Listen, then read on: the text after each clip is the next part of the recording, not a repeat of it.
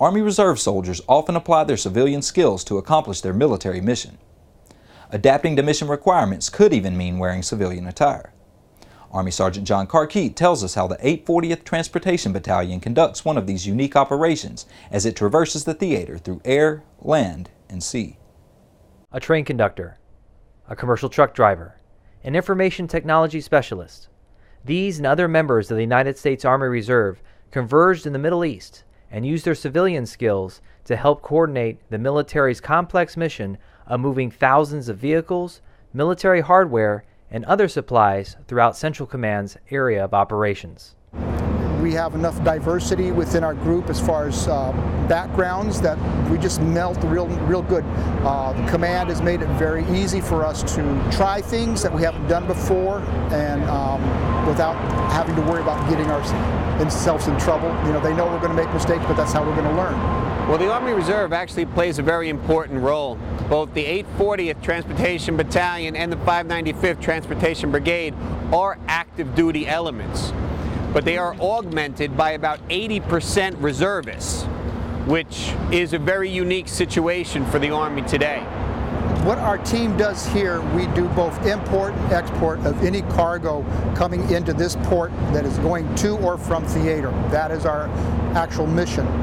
Our mission here is a little bit different than in some of the other locations because sometimes we get to deal with sensitive cargo, which means we really have to have hands-on visibility for this stuff at all times.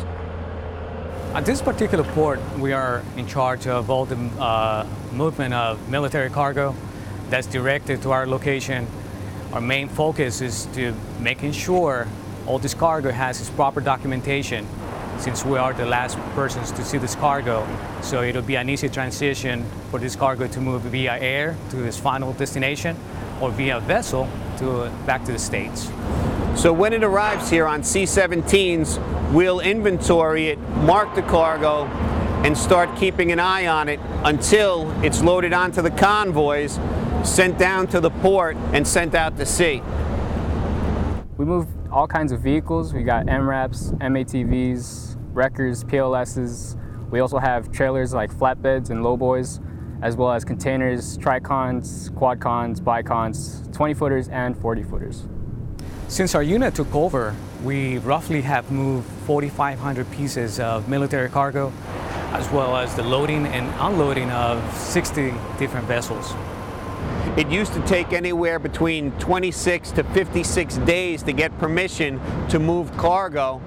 Now we can do it as either soon as it lands off the C-17 or as soon as we bring it off the vessels. Mainly on this particular vessel, on the import portion of it, we're importing mainly containers. We do have some wheeled vehicles that are coming off.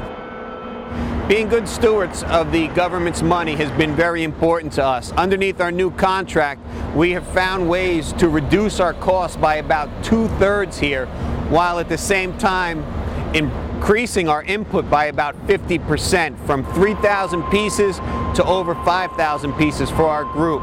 The disadvantage is that when we do have long vessel ops loading as many as 600 or 700 pieces, we do perform 24/7 operations here, which puts a lot of wear and tear on the soldiers. But as dedicated as they are for the few days that the operations go on, they hang tough. The amount of people and organizations that we deal with on a daily basis is immense. But the key to success is having a good relationship with these people and organizations, which becomes in a synchronized movement of information that affects the cargo, so this cargo can move freely to its final destination. From the 143rd Sustainment Command, Expeditionary, I'm Army Sergeant John Carkeet, Southwest Asia.